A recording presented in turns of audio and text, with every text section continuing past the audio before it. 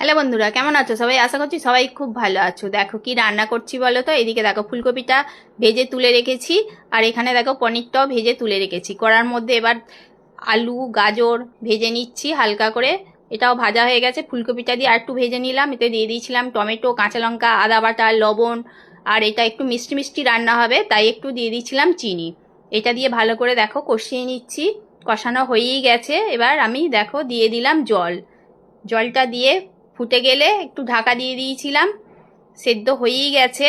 এবার দিয়ে দেব এতে ভেজে রাখা পনির। পনিরটা দিয়ে একটু ফুটবে, একটু ঢাকা দিয়ে দিয়েছিলাম। তারপর এর মধ্যে দিয়ে দেব দেখো 1 চামচ ময়দা, বেশি না, ঠান্ডা জলে গুলে এতে দিয়ে দিলাম। এটা আমার ফুটে গেছে। দেখো ফুটে গেলেই কিন্তু হয়ে যাবে, বেশিক্ষণ রান্না করতে সময় লাগে না। দেখো হয়ে গেছে, কত সুন্দর দেখতে লাগছে।